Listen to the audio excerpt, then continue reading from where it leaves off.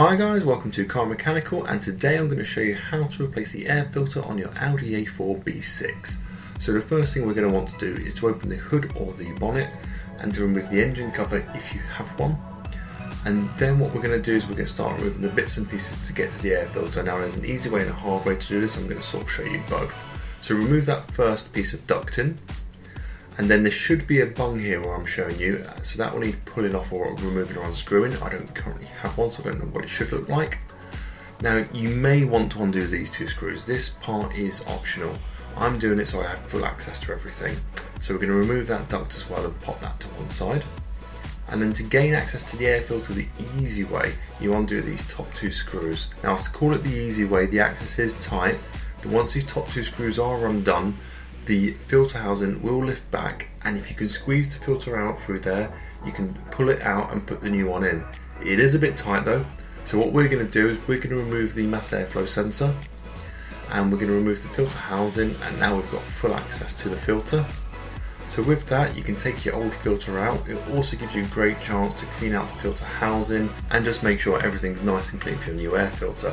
So the reason I replaced this is I didn't know what filter was in the car. That actually didn't look too bad, but I like to use Bosch filters. Some of the cheaper ones can fall apart over time. That one actually looked okay, but I was happy putting the Bosch one in.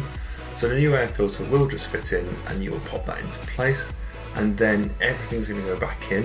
So there's a little bit of fiddling here that I have to lean over for, so you can't quite see what I'm doing, but you put the bottom of the filter in and then it clips over and you pop the two screws back in. So once you pop your two screws back in, you're then going to reattach that pipe for the mass airflow sensor.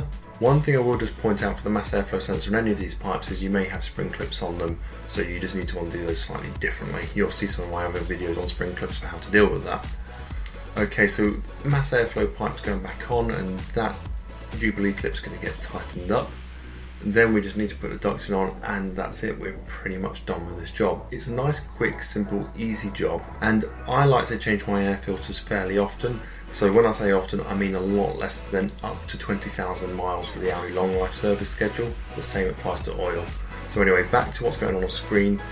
I'm putting the weatherproofing strip back in place. You can find it moves around and it gets in the way of the ducting when you try to put it back into place. So there's a little bit of adjustment still left to do on screen. I think I do after. But the two screws go back in place for this part of the ducting.